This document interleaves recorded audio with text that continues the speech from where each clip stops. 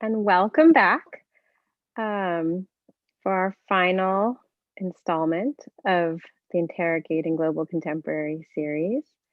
I'm Sandra Zalman at the University of Houston School of Art, and I'm delighted that you could join us for the culminating event in our series. This series reflects the intellectual investments of our faculty and of the graduate students in our MA in Art History program, now proudly celebrating its 10th year.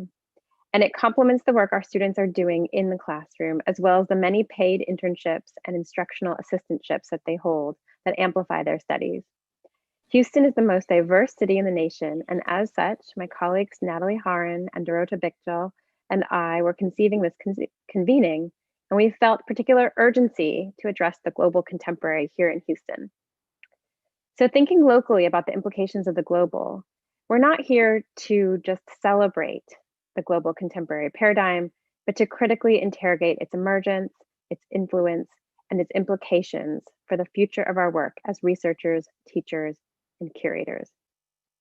Back in 2019, in a pre-COVID world, we originally conceived of these events as a one-day, in-person, intensive convening. And we were grateful at that time to receive support from the University of Houston's Division of Research for our plans, and then to join up with UH's Blaffer Art Museum and the Museum of Fine Arts Houston as organizational partners. However, circumstances now allow us to have a go at a truly global and I really hope dynamic conversation. Today's event best reflects our original ambitions for this series.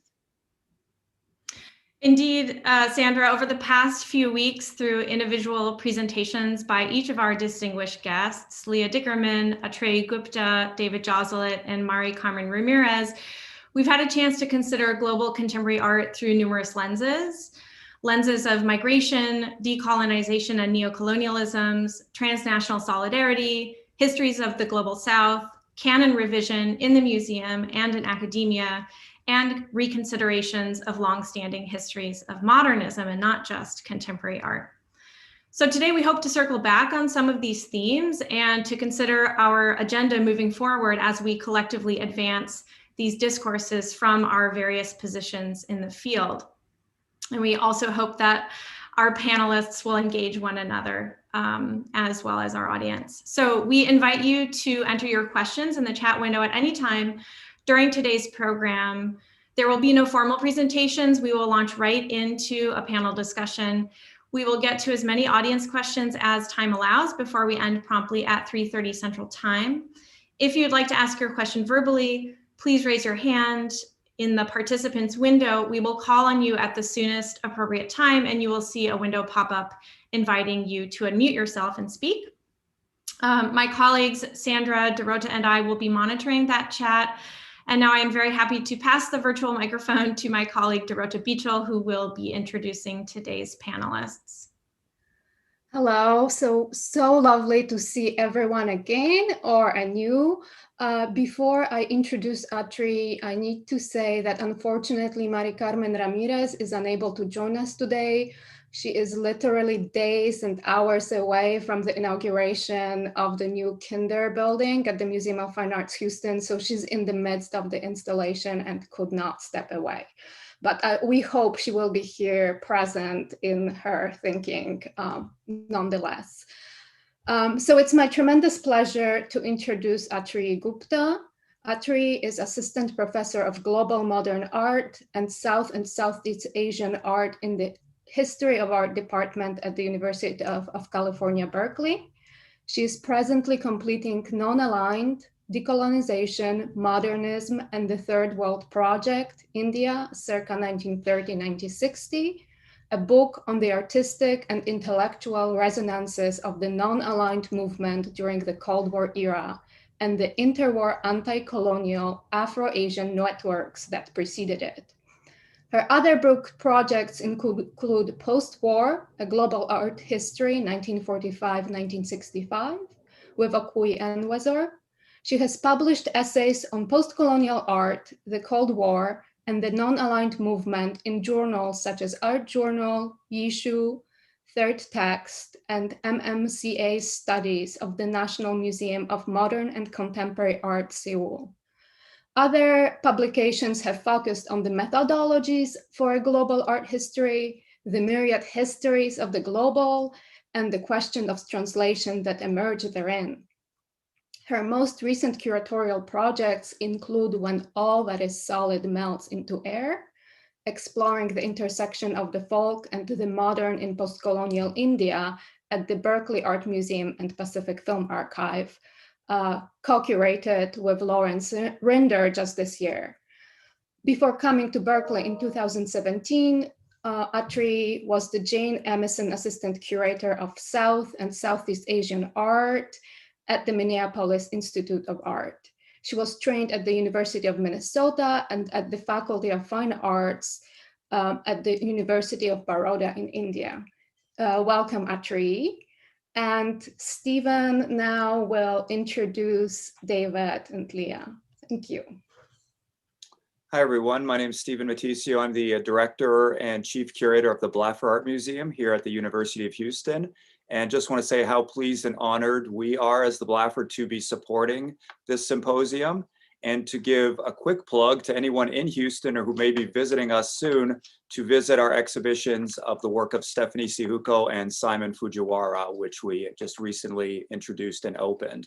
But it is my pleasure today to be able to introduce Leah and David before the discussion begins. So I will start with Leah.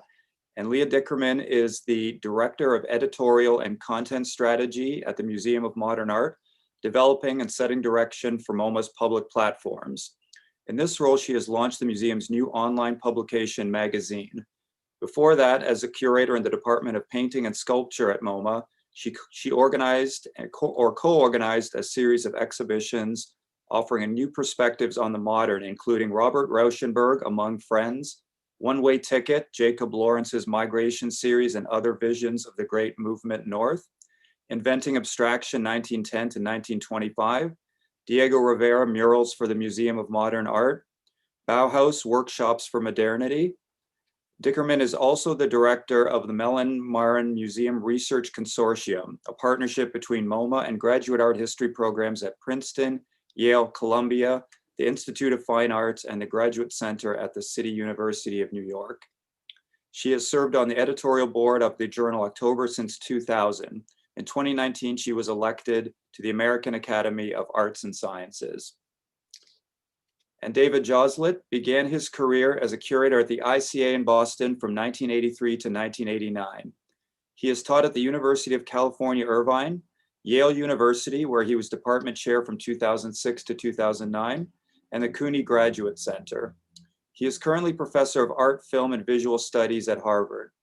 Joslet is author of Infinite Regress, Marcel Duchamp, 1910 to 1941, American Art Since 1945, Feedback, Television Against Democracy, and After Art. He co-organized the exhibition Painting 2.0, Expression in the Information Age, which opened at the Brandhorst Museum in Munich in 2015. Joslet is an editor of the journal October and writes regularly on contemporary art and culture. His most recent book is Heritage and Debt, Art and Globalization. Thank you so much, Stephen. So the first question that we wanted to ask deals with methodology and frameworks. And here we go. What kinds of methodological frameworks have you found to be the best pathways for approaching global contemporary art? For example, many of you have highlighted in the course of our series, histories of migration, transnational solidarity, as ways of building a truly global history of contemporary art. This is to say that your work has shown us that in order to approach global contemporary art, we need to change our frameworks of perspective, our ways of working. So are these frameworks then the foundation for building a new canon? Or is this a moment when these frameworks are merely entering art history or curatorial strategies as simply another tool in our methodological toolkit? What strategies do you see as creating sustainable, lasting, real change toward a more global understanding of our field, whether in terms of curation, in terms of your research, or for those of us who are teachers, in terms of your teaching?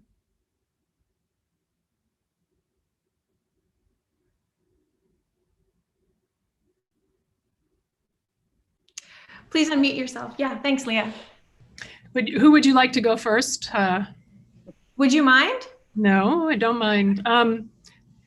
As you know, I don't work on global contemporary art explicitly, but nonetheless, it completely shapes my thinking. And that's in part because of my position at the museum, because museum is a place for public conversations about art. It's not a place to have conversations with specialists alone, but curators function as public intellectuals, and museums help us navigate the role of art in civic society. And so one of the things that I think that museums do best, one of the things that they're actually well situated to do, is to put history in conversation with the present, and conversely to put the present in conversation with the past. And to really play with that relay, I think amplifies our civic role. And so for me, part of the understanding of how to reframe our understanding of a global contemporary comes back to a different understanding of modernism, one that's not so fixed, one that's not so bound. And I mean this in terms of not so bounded by national silos, but also there's really urgent work in relationship to an intellectual desegregation that we need to take on together, our cultural history vis-a-vis our racial history. We tend to cordon off Black history from American history as a whole, so students have to actually opt in to study African-American experience in this country. We tend to separate Black artists from white artists in the way that they're taught, often written about. We tend to choose Black commentators to write about Black artists, white commentators for white ones. We don't ask Black commentators to speak about Matisse or Picasso. We tend to ignore conversations and points of contact that cross racial lines. And it's hard for me at this point in time to understand how we've tolerated it for so long. But I think there's an urgency, a methodological urgency for us to desegregate, to undo these silos, to come together across museums and places of education to do this urgent work now. Perhaps I could jump in part because what Leah just said actually resonates with me, because I do think that the history of modernism remains somewhat unresolved, more in some parts of the world than in others. And if we do not return to history in order to think about the contemporary, we risk producing a kind of a temporal landscape whereby the modern belongs to Euro-America and the contemporary to others. And I don't think we can, or I don't think we can afford to even approach the global contemporary as merely an additive structure, in part because once we engage the modern and the contemporary, and we enter the contemporary through the modern, wielding the global, not just to one, but to both, we do have to take account of some of the terminology, some of the structures, some of the,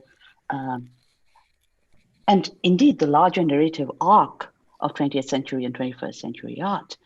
And once we begin to do that, we must return to terms like abstraction, figuration, ground, and return to it with new questions. In part because these terms, what the weight that these terms carry shift in the place in which is iterated. In the end then, our very structures of art history not just shift, but mutate, become something else, become something more than what we have now. So I don't think we can approach the global contemporary or the global modern for that matter as merely an additive in our toolkit. And within an expanded thinking about the global, structures of solidarity, structures of migration are necessary to contend with, but also the migration of ideas, the migration of forms. What we end up with, I think, is a far more granulated conception of artistic practice than what we began with. And I say this with some emphasis, in part because in my own work, which largely focuses on South Asia, but uses South Asia to interrogate the global, I've come to realize that terms become morphed to the point that it asks us to query what form actually means. One of the artists whose work I'm very interested in, someone who was working between the early 20th century to the mid 20th century, inevitably described painting as writing. So he says chobi lekha. So that essentially means writing a picture. And so then what does that tell us about the work that an artist performs? And what does that tell us about our received distinctions between the pictorial and the textual? But if we are able to constitutively loop all of these dispersed notions of form, ground, figuration, abstraction back into art history, we will end up with an art history that looks rather different from what we have today. So I'm very much in agreement with both of you. I think one of the surprises that I had in working on global contemporary art was how necessary it was to rethink parallel and to some degree intersecting histories of modernism or modern experience that would not necessarily be recognized as modern from a Eurocentric point of view. And so I think that like Atreya, sorry if I'm mispronouncing your name, I think it's almost meaningless to look at global contemporary art in a synchronic framework without understanding a multiplicity of genealogies from which these contemporary statements emerge and the kinds of conflicts that occur and are required for them to appear within the same spaces, where they tend to look often comparable in terms of certain forms that they make. So the first methodological point I would agree upon is that contemporary art, and I think that this is true of Western contemporary art as well. In fact, I think any formulation of globalization that does not pertain to the West is probably a weak formulation of globalization. That's not to say that the West is centered, but I think that we have to remember that Western art is affected by the same global conditions as art from elsewhere. And if we're going to be serious about not taking it as the universal, then we have to understand that it is also affected by globalization. There's this tendency to think of the global as the non-Western, and I think that has to be fought against in a really profound way. But the other thing I wanted to say is that, for me at least, theories of globalization outside of art history are also really important, because I think we have to guard against thinking about global contemporary art as art from many different places around the world. It's not world contemporary art, at least in the way I use the term. It is art as an agent of globalization, which means that it is helping to consolidate certain kinds of economic formations, certain kinds of cultural formations across the world that are consistent with, and in fact, tools of economic globalization. So I think that the distinction, so not all art that's made everywhere, in my view, should be considered global. I think that the definition of global should be more specific. And the final thing I'll say is that, having finished a book on global contemporary art, what strikes me as so important is that really global stories can come from any starting point. Mine happened to have come from, a global capital of Western markets and institutions, New York City. But I think that the beauty of this perspective is that it embraces places everywhere and allows for the exploration of relational conditions that really could create very new kinds of methods. And I'll just say one thing. My graduate seminar read Ray Chow's I'm just looking at the titles because I have a terrible memory, The Age of the World Target last week, and one which is about comparative literature in part in a global context. And one of the things that something that she argued for, which was really important, was that the distinction between national literatures and global comparativism or comparative literatures is often quite false in a global context. For instance, there are many parts of the world, the continent of Africa, for instance, India, where there are many dialects within a nation. And therefore, the idea of a national literature would be a kind of laboratory for a set of global readings. I think that one could argue that this is the case with the United States as well. I mean, in terms of some of the work that Leah's done as well. So I think it gives us other frameworks for thinking about modernism and contemporary art.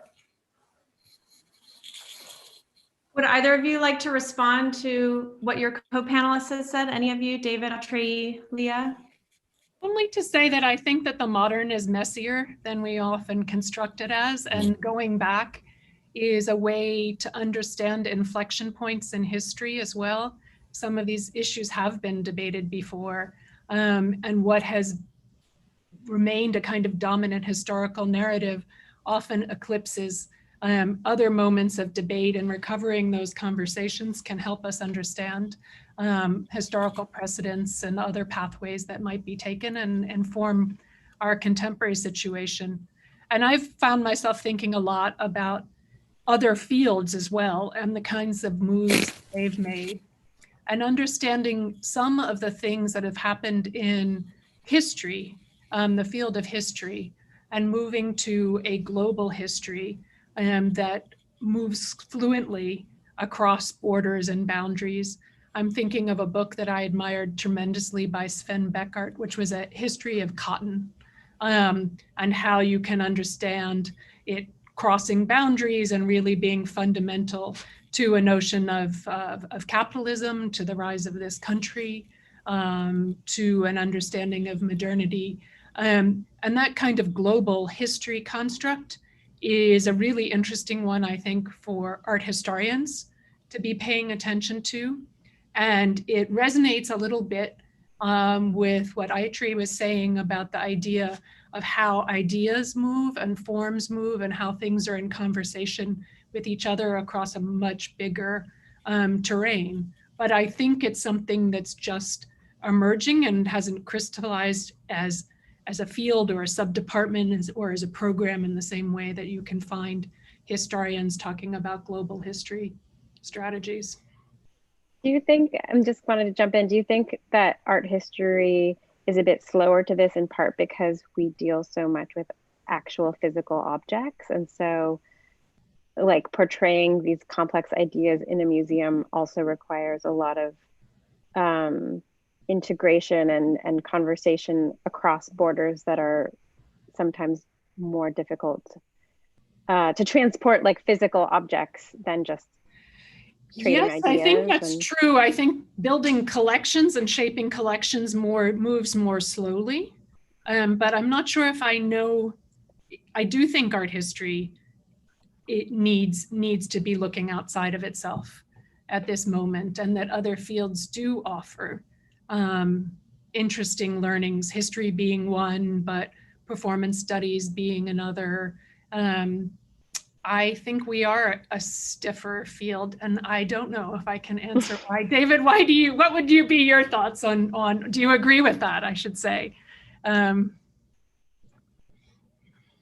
Well, I mean, I'm not an art historian anymore. I'm in the Department of Art, Film, and Visual Studies. No, that's a non-answer.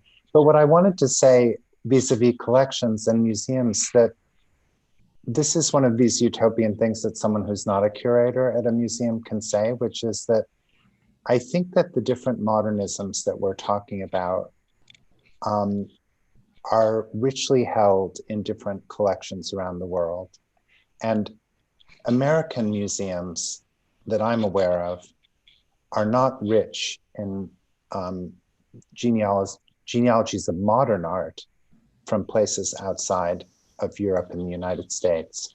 And I think it would be, I mean, my utopian goal or dream, I should say, would be that international collaborations could happen where you could show contemporary Chinese art, let's say, at MoMA, let's just say, because you have been, but with material from China that really would establish a kind of historical genealogy for that.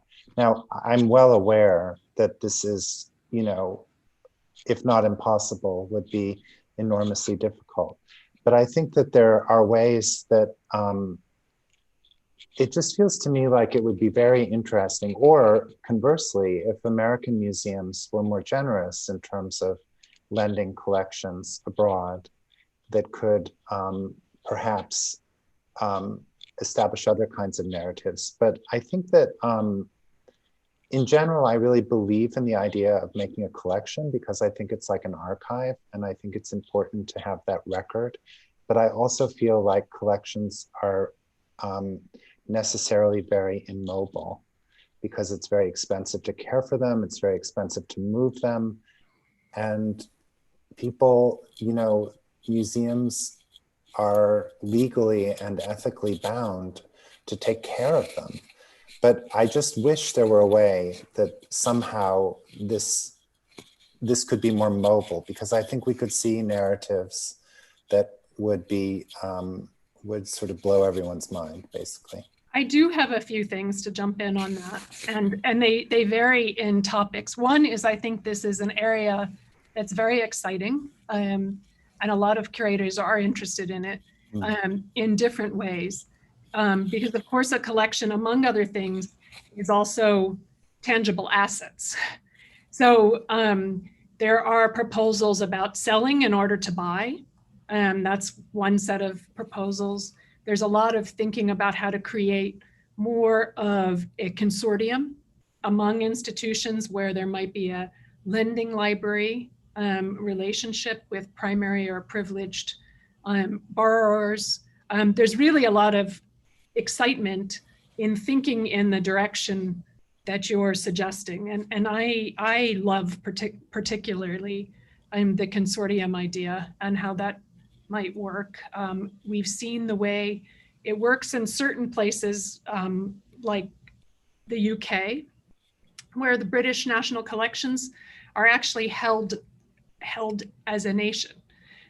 So the movement between different museums within England is much more facile and flexible and more nimble and supported that way. And British museum professionals come together once a year to talk about how art might be distributed across institutions. So those schemes are very exciting.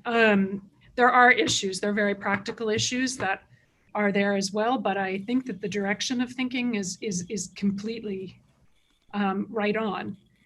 The second thing is that in many cases in a collection like MoMA's, there are layers to our history. So within the collections, often forgotten, almost not literally forgotten, but neglected or in corners of our storage, there are other histories to be told and to be uncovered.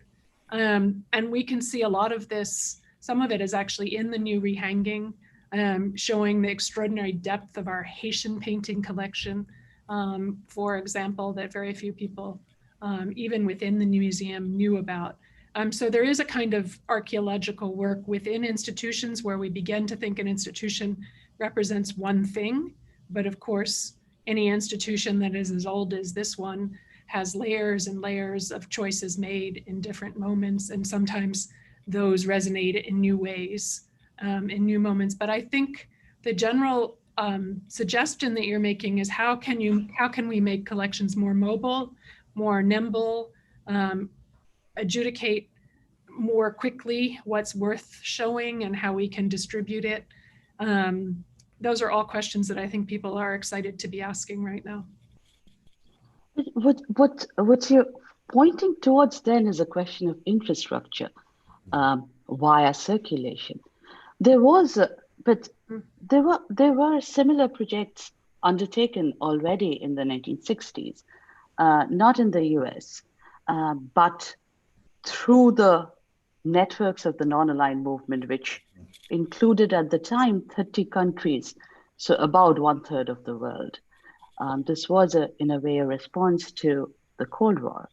And it generated several collections, mostly housed in the non-aligned countries, in Asia, Africa, East Europe, and these institutions were actively thinking about iterating a kind of a different conception of both internationalism and what it means to be global, because already in 1955, between 1955 and the early 1960s, there is a certain thinking about the global that's dispersed, and it's a global articulated by and for the margins, or rather by and from the margins. But that global is not the global of globalization. That global predates globalization, which is why I'm very interested in delinking this idea of the global, be it global contemporary, be it global modern, from the economic logic of globalization and its circulation of capital, because the global that comes into the forefront via the Afro-Asian networks is not only predates the global of globalization, but also works against it in a certain way.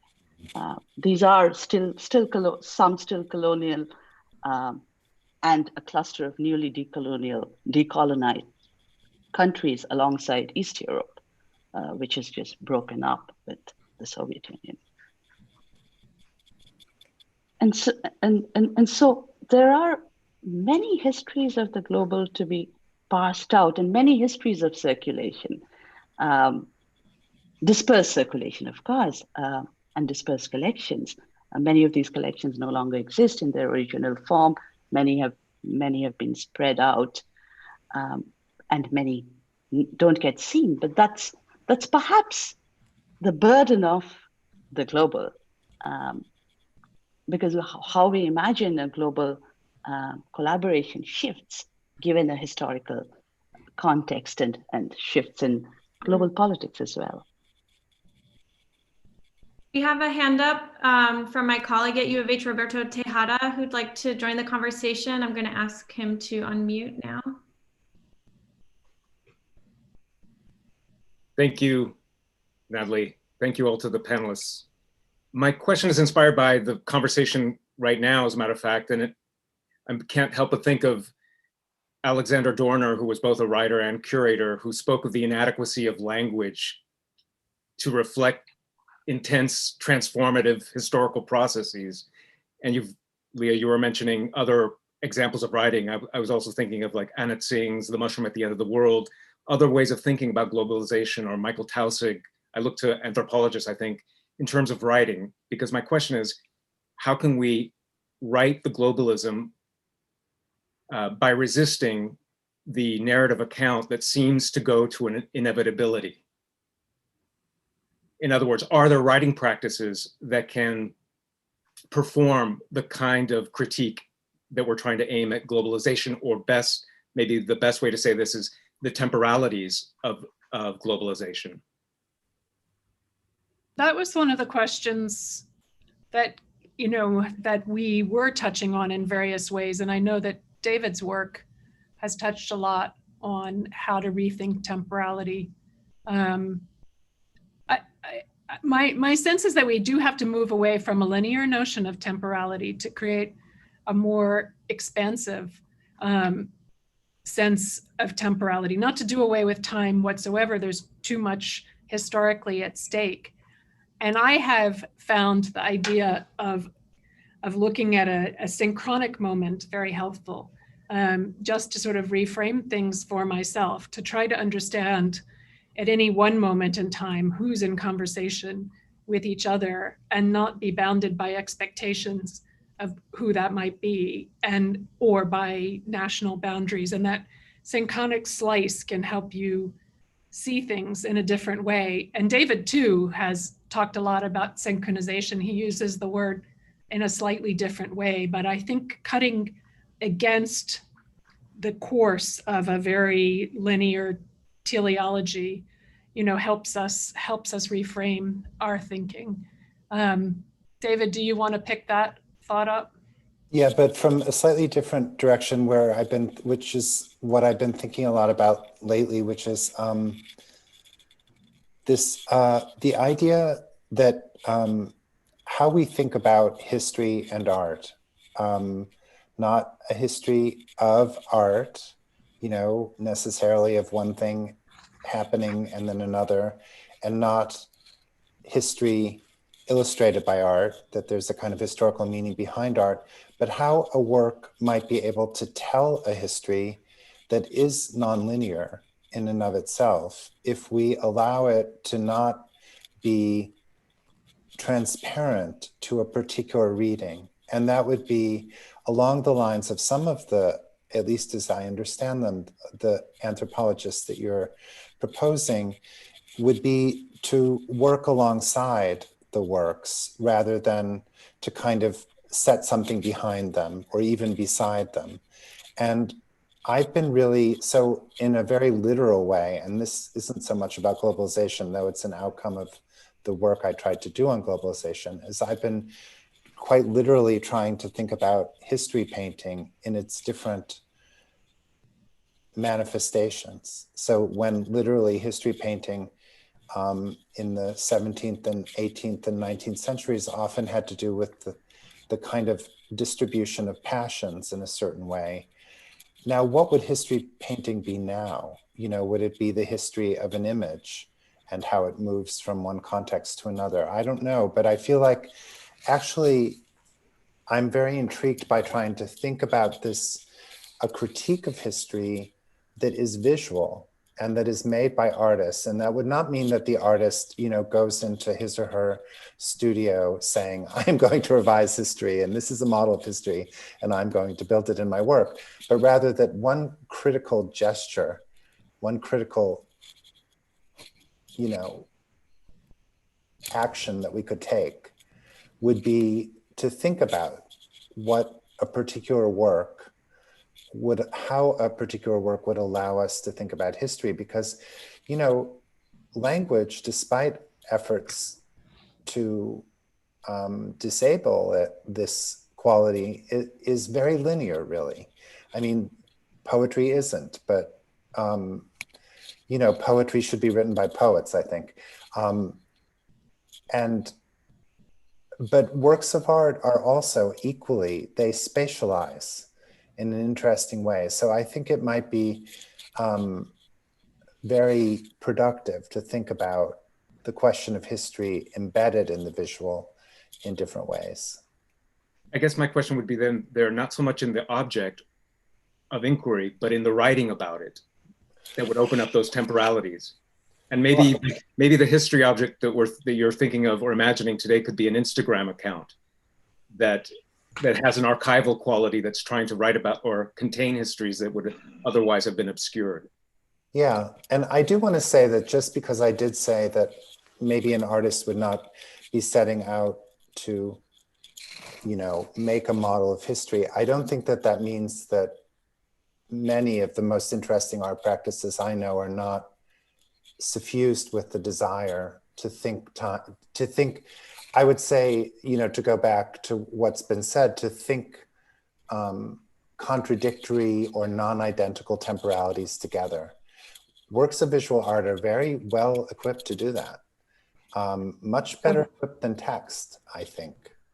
That's one of the things that I think is so interesting actually about the Aaron Douglas piece that we spoke about in this context, is that he's working very much in parallel with W.E.B. Du Bois, and very much in parallel with an effort to build an archive that would provide the evidence of the cultural manifestations of Blackness. And these are three parallel projects that are going on. So what can Douglas do that elucidates Du Bois's historical narrative with a strategy? And Du Bois is writing a critique of the lost cause narrative that denies slavery at the heart of the Civil War, that denies violence, the coercion involved, the benevolence of essentially a regime of apartheid. And so what Douglas does, and to me what's so profoundly radical in his work, is that he creates an image of America that creates space for the moments in which this country has failed to live up to its ideals. And it holds those ideals together in the same image with the undermining, so that there's of those ideals, so that you can see, suffrage and disenfranchisement in the same image. You can see emancipation and terror in the same image. You can see cultural achievement and its denial in the same image. And those holding the things together, two things together, is something that many American historical narratives have had trouble doing. We insist on an image of ourselves as primarily innocent, as a moral actor. And to create this image with federal funding that says we are that, but we're also this, and to distill Du Bois's text in that way is a very powerful visual statement about how we tell history and how we create an image of ourselves. But David, I think what you were also suggesting is that the work of imagination that a representation can perform is somewhat different from that of the work that a text can perform. But thinking also with Leah, I'm reminded of Du Bois's Dark Princes, which offers a very prescient conception of Afro-Asian solidarity, which to my mind is 20 years too early. There is this startling description of a dining table in Berlin around which, and this is Du Bois, the darker nations are gathered, and these include African-American figures and figures gathered from all over Afro-Asia. But this doesn't actually take place at the time in which the novel is published. It does take place, but about 25 years later. So there is a prescient imagination to be found, perhaps also in the text that unfolds in analog with representation itself. So perhaps we're not thinking about text in the sense of history writing, but perhaps also the novel. Dark Princes, after all, is a romance, and the form of the romance gives to imagination in the same way that visual representation can. And so when you circled around imagination, that's sort of what came to mind. I mean, one thing that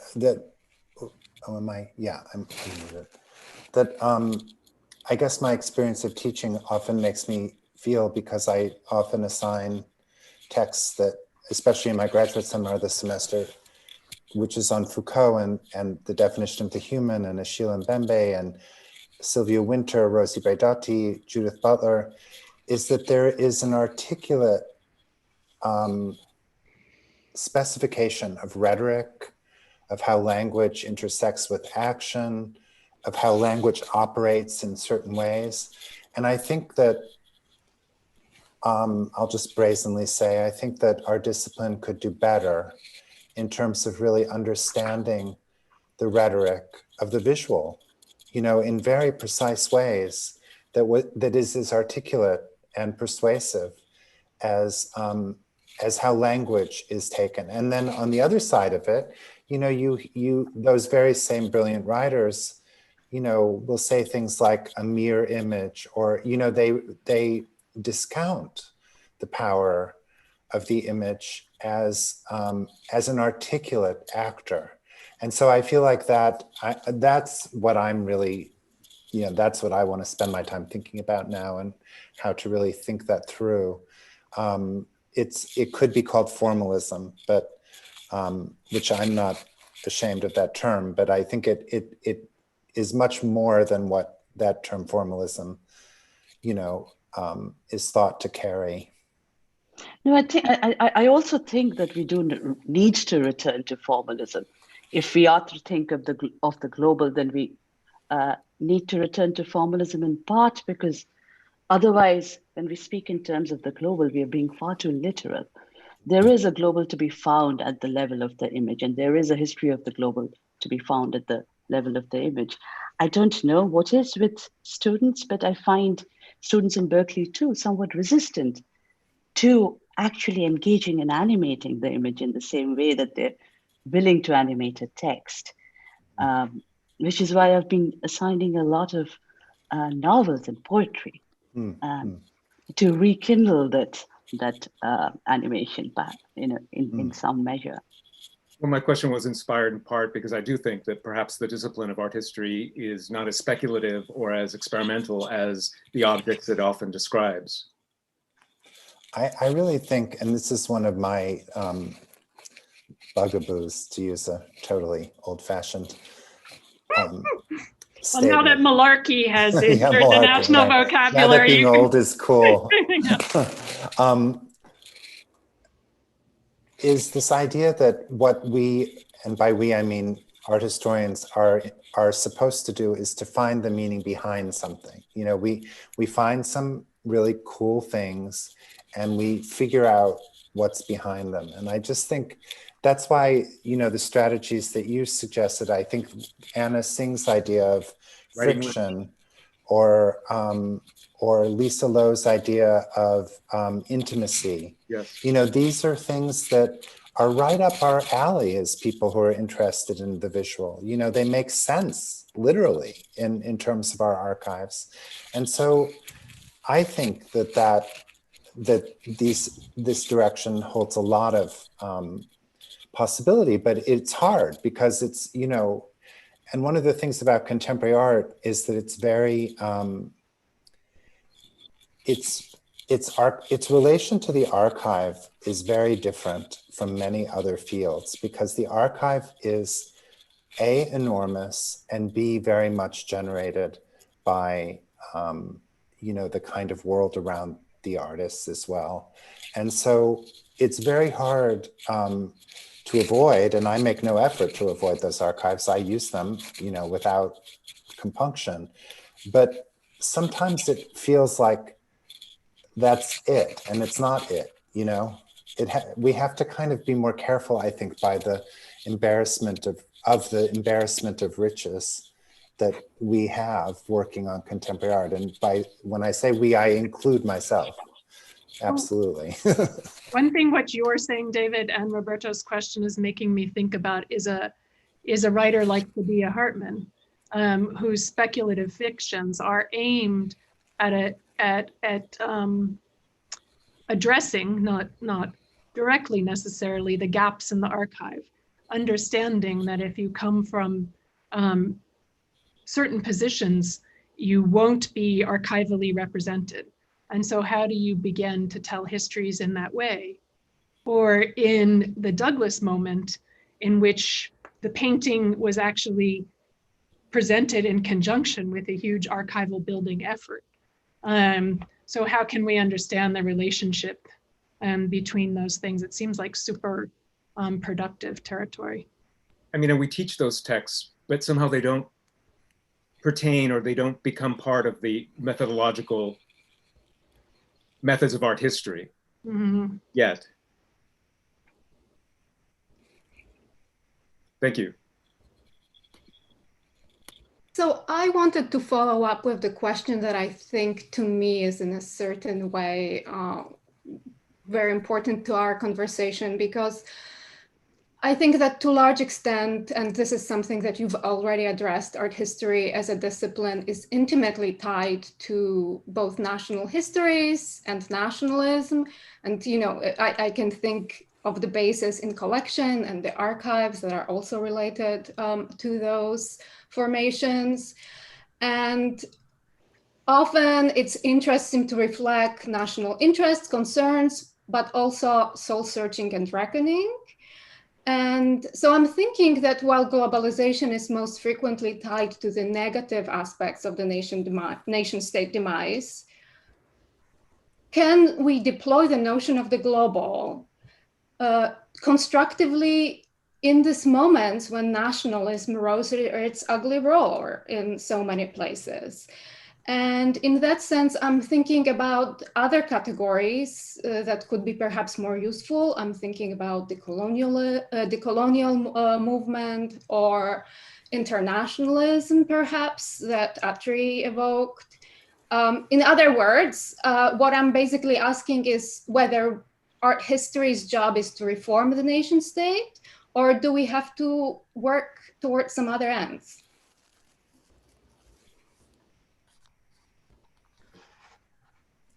I'll just say one thing quickly, because that's such a crucial question. But one thing that I really think, and that I came to believe in, you know, in part working on my book and also in part participating in a globalization seminar at the Graduate Center where I was until last year, weekly, which was mostly composed of anthropologists and political scientists and historians and a sprinkling of people in the humanities, is that I don't think there's a contradiction between these nativisms and globalization. I think it's absolutely inherent in, I mean, my book is called Heritage in Debt because I really believe that heritage, which can be something very conservative as well as something I believe progressive, an inheritance of cultural knowledge, is an absolute structural association with globalization. It becomes how different places assert a profile, assert their singularity. And so I think that there's no contradiction really in these nativisms having arisen at a point when neoliberal globalization had really, you know, minimized beyond what was, you know, a kind of bearable lower level of maintenance of life in many parts of the world, and a kind of wealth disjunction that was so enormous. So I actually think that we have to think about the global in terms of these nativisms, and therefore maybe the nation is a frame that can help. I don't know. I don't know about that. I don't have an opinion about it. I have a somewhat different entry point into this question, in part because I do want to think of the global outside of and prior to global economic globalization, which I understand to mean neoliberalism. This is because I do think the structure of the nation state already has a certain understanding of global written into it.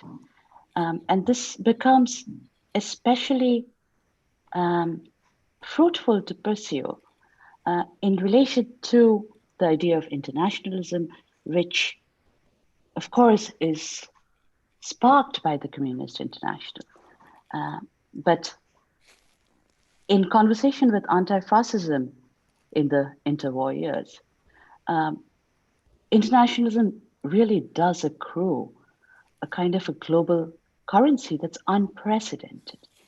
And this currency is further transacted via the event of the Second World War and decolonization that followed. Yet,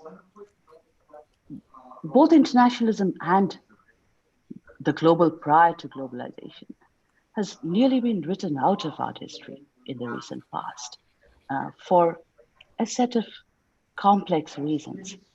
And I do think the global needs to be reclaimed in the name of particularity, in the name of the nation, in order to arrive at a sufficiently nuanced understanding of what it means to be global.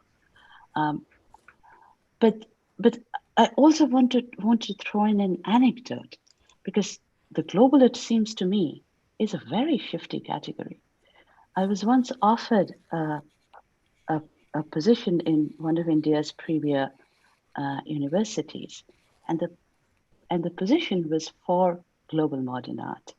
Yet I very quickly came to understand by the global, they meant someone who would be proficient in European and American art. So from standing in India, the global is on the other side. So it's almost as if the global is always this elsewhere, which makes it even more pressing to reclaim it as part of the self, because only then can you have a kind of what I at least perceive as a constitutive change, not just in the narration of histories, but how we see ourselves in the world. The global, after all, is a way of transacting in a kind of worldliness. And to link the global to globalization doesn't quite capture that. There was an iteration of the global in relation to marginal identities. And I'm personally deeply invested and interested in that global. So I think at some point we also have to begin to think about which global we're talking about, and where we stand when we look at the global. That's a very useful anecdote. I mean, I think that is incredibly, I completely agree with you that there have to be many globals, because every position at this point that one operates from, you could call global. And yet each one of those positions is distinctly different, or many of them are distinctly different. But I think the point that you make about internationalism and third worldism, which I do think has been erased now, especially when the third world has become a kind of term that is considered, problematic, even toxic, to remember a time when it was a term that was used to assert solidarity. I think that in itself is a kind of very important difference to make, especially because neoliberalism precisely says to be third world is bad because it's not to be developed, right? And so it's exactly what you're saying, which is that there's a kind of the frames of valuation that, well, I suppose become dominant in discourse. I mean, we are talking about art history. Redistribute then the value of different kinds of both terms and the histories that they attach to, the histories that they describe in a nutshell. Because in a sense, history, any kind of history, art history included, is written always from the present. And from where I stand, the third world has something to offer at this moment when it no longer exists. Its promise has lapsed. So we can recover it as an intellectual framework rather than a political one. And as an intellectual framework, I do find it persuasive and generative, in part because it does offer a certain resistant understanding of the global, resistant to neoliberalism in particular. And given that globalization has indeed brought fascism back in all parts of the world, with neoliberalism, we really do enter a conservative turn. Standing at that juncture, to me, it seems generative, fruitful, useful, urgent to recover a global that does not belong to that moment. And then we can begin to unpack and unravel the construction of the nation state and its histories. All nation states, after all, are exclusionary. A national history is necessarily a history that you construct without others. It is a history of the self that has very clear boundaries. So standing at that juncture, third worldism, yes, becomes provocative to think with and think through, especially insofar as it relates to the global. If I could jump, sorry, Leah, go ahead. No. Follow up with Aitri's question if you like. like. No, I was slightly going to shift the topic. I am going to take it on a little shift if that's okay because my thought when you showed us the questions that we were going to respond to was that I've been pondering really ever since I've been working on the Douglas project about the usefulness of the idea of diaspora, and David's heard some of these early musings. And the concept, the word itself, the term, comes into English in the 19th century from the Greek translation of the Hebrew Bible about the scattering of Jewish populations after the destruction of the Second Temple. So in that idea, there's an idea of a demographic event that's tied to diaspora or a historical event. But then when you get to this moment in which Douglas is working, and with thinkers around him, like both Du Bois and Locke, you start to have a diaspora understood differently as a cultural theory with links and connections across place and time as these thinkers are beginning to understand the relationship, the meaning of the word African in the idea of being African American, and how can you understand that linked. And then the idea of diaspora is picked up in the vocabulary of Black studies in the 50s and 60s. So my question, the question in my head is, to what degree might it be productive to consider ideas of diaspora as central to modernism across the traumatic history of the 20th century and even into the 21st century? So as we know, it's decades, if we think about the 20th century, are deeply grooved by migratory pathways of dispersals, mass dispersals by pogroms and partitions and revolutions and famine and terror and war. So it might even be understood as a founding condition of the modern in a way that we haven't quite put at the center yet. And of course, there's signs of it in the way that we have been writing about modernism. There's lots of accounts of expatriation and exile, but those are individual accounts and individual narratives, and something about the way that if we use the word diaspora, we're shifting attention to mass phenomena, movement across space and time, even generations, and there's histories of violence and coercion that are written in. And looking at these pathways as cultural catalysts, as engines for hybridization and the diasporic transformation of cultural traditions in relationship to each other. And a key touchstone in this, of course, is Paul Gilroy's book on the Black Atlantic, in which Gilroy uses that idea to counter certain ways that we often speak about modernism and modernity. It's, it's national boundaries, it's linear narratives, it's absence of concern with race and an ethnicity, it's absence of acknowledgement of the complicity with regimes of power, it stresses on originality and the view that tradition is repetition or derivation rather than a catalyst for innovation. So it's a huge question in my mind, but what if we think about the idea of diaspora as inseparable from modernism itself, and where does that get us? And so that's, I guess, the way that what I might throw out in relationship to that question of nation state. Thank you. I also think it relates to what I was thinking about in terms of what we were talking about earlier with rethinking the narrative of modernism. Like, we have to rewrite that narrative in order to get us to a better understanding of what global contemporary can really signify. And so also with relation to what we were speaking about earlier with the idea of, I liked, David, how you're talking about history and art, and how Roberto was speaking about kind of disrupting the linearity of these narratives. Like, what do we do to replace kind of, or in revising this narrative, what do we replace it with?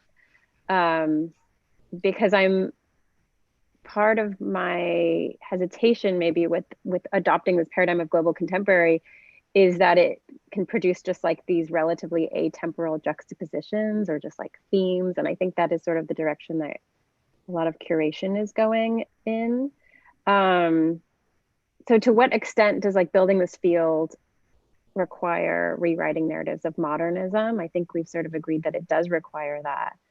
And how do we write a history of global contemporary using structures of narrative without reinscribing all the canons that we've kind of realized, need to be disrupted? That's a question for everyone, I guess.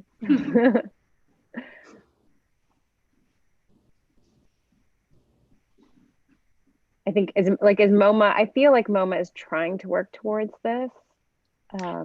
But I feel like we're trying to work towards this.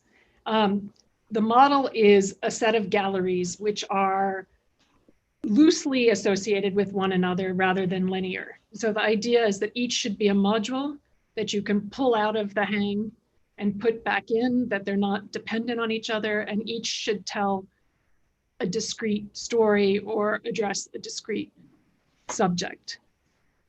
But I think that we still have moments where we, there's a kind of Harlem room that ends up sort of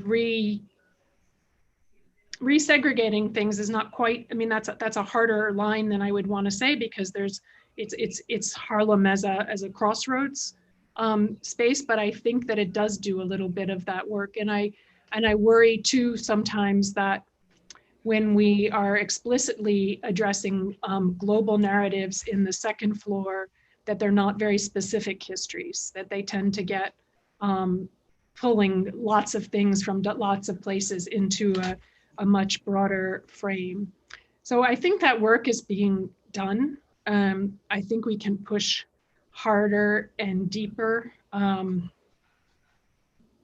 There's a lot that's happening, and just saying that the galleries and the collection are no longer a permanent collection in any way, but are dynamic and ever changing, and that each module, any gallery that you might see might be different the next time you come, is a key move, because in order to show new things, you have to take things off the wall.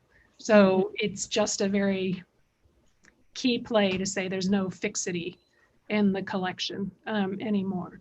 But no, I don't think we've fully gotten there either. Other thoughts about the issue of like for me, in terms of like the question about writing and the issue of narrative, is like what replaces narrative, or how do we build out that narrative? How do we use the canon, but also obviously expand it and make it much more robust and dynamic and global? Well, my intellectual perspective on this, which is one of many possible ones, is that I'm interested in producing a dynamic framework that can encompass a broad range of different practices. So in what I tried to describe as a set of four parallel genealogies of modernism that Leah was referring to this earlier that get synchronized in the 80s and 90s. And therefore, there is a kind of forced contemporaneity that occurs, whose the degree of the kind of difference there is hard to understand unless you understand those historical genealogies. And then the idea that in the 19th and much of the 20th century, the West claimed control over, claimed possession of the future, thereby rendering most other places derivative in their view, is a certain kind of dynamic that I think generates different specific stories. But I particularly am interested in trying to generate a theoretical model. But I don't think that's the only way, but that is one way of trying to propose a different narrative. In a way, thinking in terms of the contemporary demands a rethinking of the modern, partly because the temporality of the modern and the contemporary are deeply interrelated. We tend to think of the contemporary as beginning where the modern ended. But when did the modern end? When did it begin? Where did it begin? And so in a sense, we can perhaps think of the distinction as somewhat superficial and overlapping. In South Asia, for instance, which serves as my intellectual home from which to interrogate the global, the modern begins somewhere in the 1940s. And its life in the present parallels that of the contemporary. So what then would we call this kind of a temporal landscape? I use South Asia as an example in part because it speaks to the question of internationalism that I think is constitutive of the global, but it also speaks to a history that's constructed via the history of colonialism and the decolonization that follows. But this understanding of the modern and the contemporary as something that runs into each other is fundamentally transportable to other cultural contexts as well. So in that sense, any kind of thinking about the contemporary must think through the modern. I don't know if the end game is to generate yet another canon. Perhaps not. I couldn't say. Sometimes I think we need a canon, sometimes I think we don't. But I do think the contemporary and the modern have to be thought through in tandem together, in part because they complicate each other, more so because the terms of the modern, as it shifts, the terms of the contemporary also shifts within a conceptual frame and in terms of a method for thinking.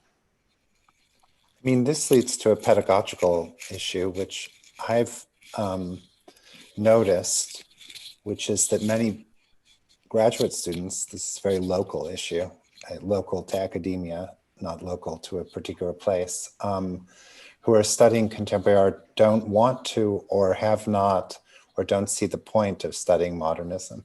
And that's one intervention that, I mean, I've tried to make in various ways as an individual person, but I think that's one thing that we could be, you know, as you're being more assertive about as a field, you know, because I just think contemporary art looks really strange without modern art.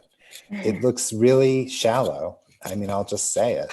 And I think it's very disturbing to me. And so I think that that's actually one thing that without even making a canon, because one thing that Leah said earlier, which I totally believe, is that there are all these stories within the Western canon that get just as repressed, not just as repressed, but are repressed, and that could open to stories that would be more amenable to a globalism that's shared. For instance, the Pacabia question, which, you know, MoMA did a brilliant Pacabia show, so this isn't against MoMA, it's about, you know, thinking if Pacabia is modern, if Salvador Dali is modern, and it's not just Picasso and Matisse who are modern, and again, there's nothing against Picasso and Matisse, both of whom I think are amazing artists, but if you say that Dali is a modern artist, and if you say Pacabia is a modern artist, that alone, as conservative and boring as that is in the midst of the European canon,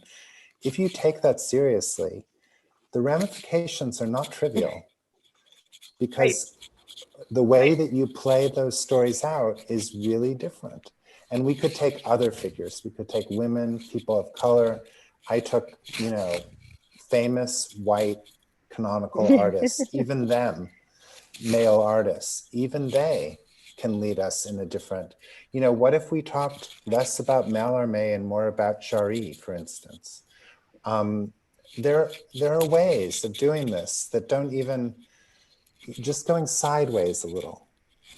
And that's the most conservative project, because it's already within the famous, you know, canon of the West. Imagine what you could do if you were less conservative, you know, more ambitious than that. One of the things that the rehanging at the museum did do was eliminate the distinction between how modern and contemporary were treated in the galleries. So it's a full run from 1900 to the present day, treated in roughly the same way. It doesn't, you know, didn't actually get picked up very much in the writing about it, but that in itself, I think, is also a key move. Stephen, did you want to ask one of our, perhaps, I don't know, hopefully not our last question, but. Please, yeah, I have a question sort of around stakeholders and influence. And I'll read the question. If we consider the array of stakeholders who participate in creating the knowledge that constitutes the field of global contemporary as we know it, from museums and curators to artists, critics, and academics, to biennials, fairs, and collectors, do you see a hierarchy playing out? Who are the primary drivers of our shifting notions around global contemporary art? And how would you characterize your role within this knowledge ecosystem?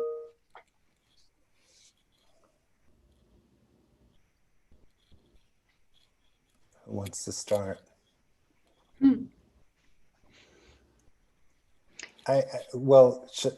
I mean, I'll just be provocative and say on one of the, like artnet.com or something, I got some message that Ivanka Trump was already, not personal message, it was a news story, obviously, that Ivanka Trump was preparing to return to the New York art world.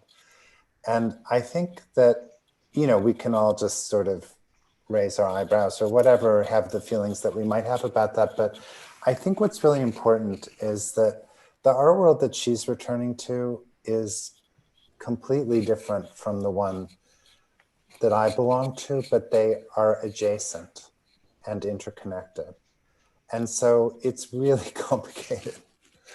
I think there are a lot of subterranean connections between, for instance, one thing I noticed when I taught at the Graduate Center, you know, which is in New York City, and our students were extremely, you know, were really dedicated viewers of contemporary art, very sophisticated, involved, many of them working in galleries and museums already, and as critics.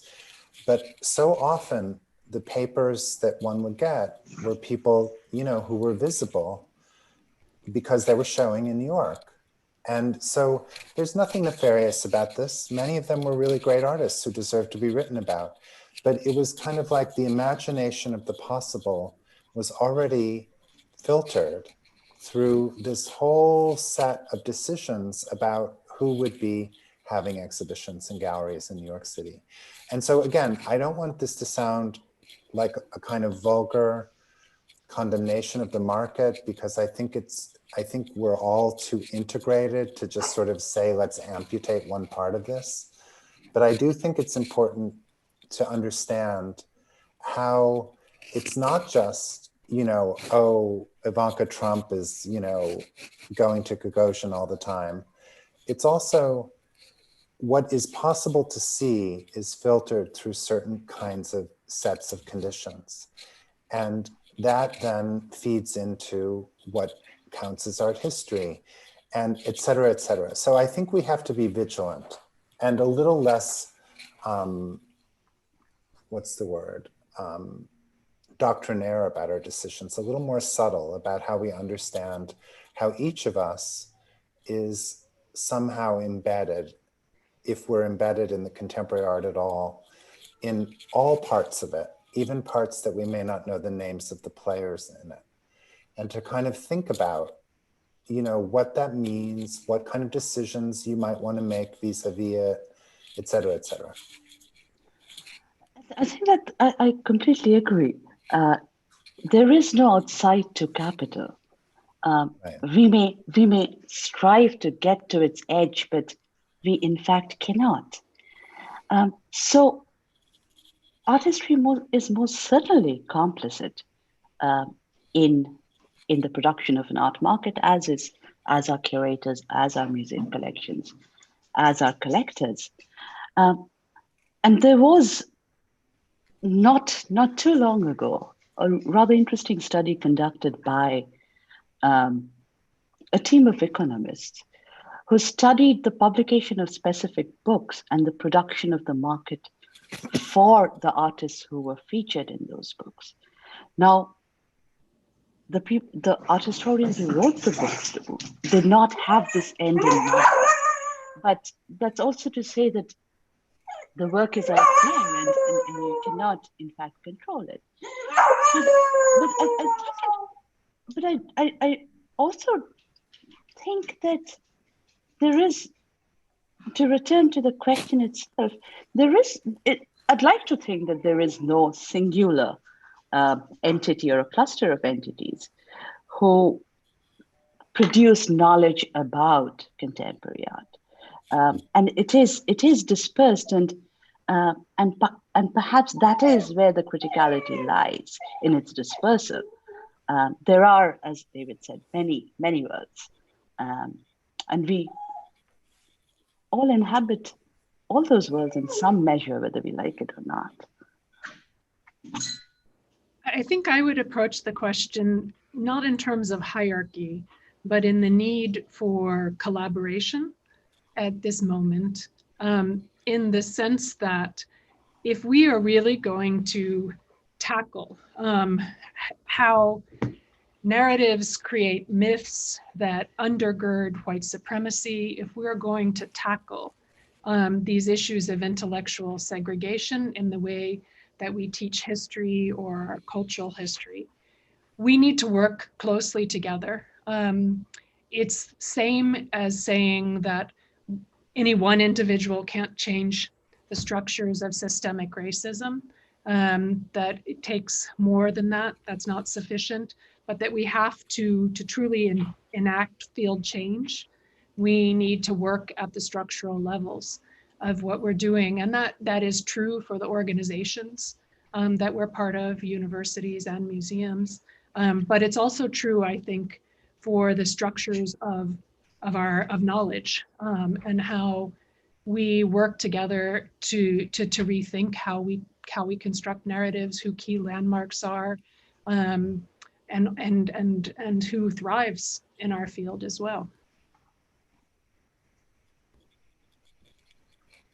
It sounds like what, if I can read between the lines of what you all are saying, is that I think in prior decades, one would automatically point to the market and to fairs, but it sounds like at least some of you are acknowledging that perhaps through digital media, other forces have sort of returned to kind of maybe compensate for that this prior moment when it was felt that it was a very obvious hierarchy that was at play.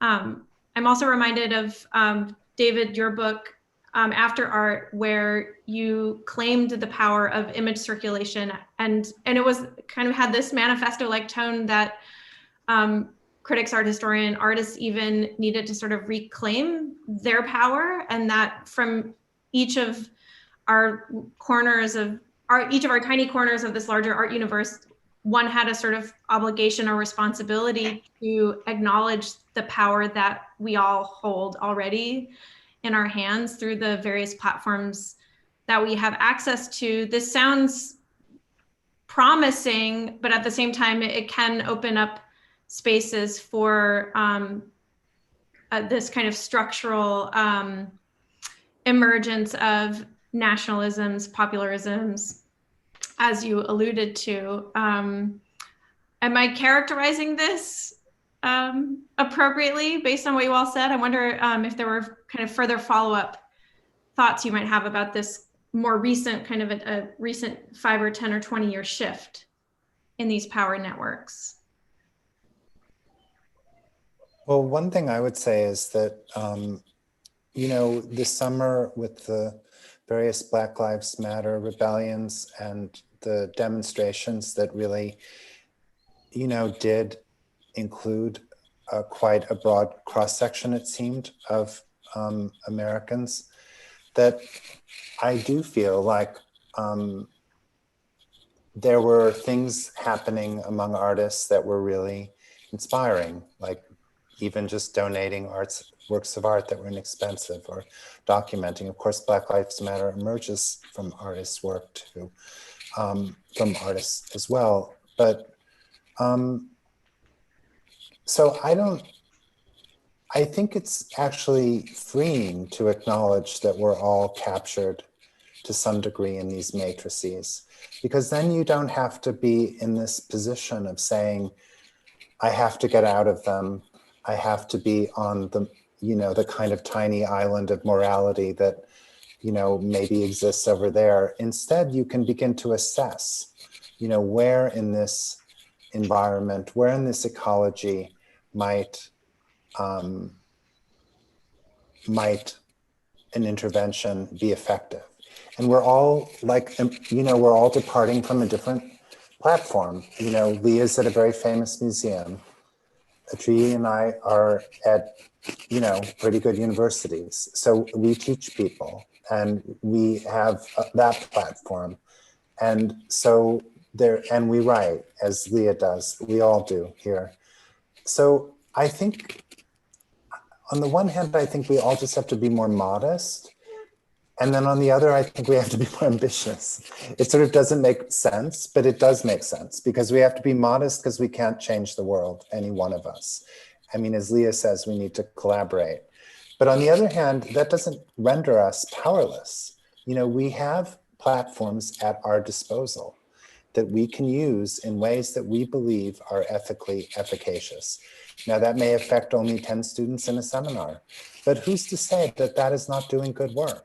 I mean, I just don't think we should say that that's not worth doing, you know, as let's call it a political project. I'm not sure that's really how I think about it, but I think about it more as an ethical project, I suppose. But anyway. Thank you. Actually, I think that's a beautiful thought to end on. And some of our students put really great questions in the chat, which also, you know, I think we will, as professors, address the next time we see you in the classroom, if we can continue these conversations. Thank you to everyone who's joined us for some or all of this series. It's been a wonderful journey to be on, to really think deeply about these questions. And yeah, it's just been great. And if we could just ask our speakers to stay on a little longer so we could properly thank you. And to the audience, we so appreciate your time and attention in what has been such, you know, a surreal time in all of our lives. Thank you. Thank you all. Thank you. I'm just gonna turn on the lights.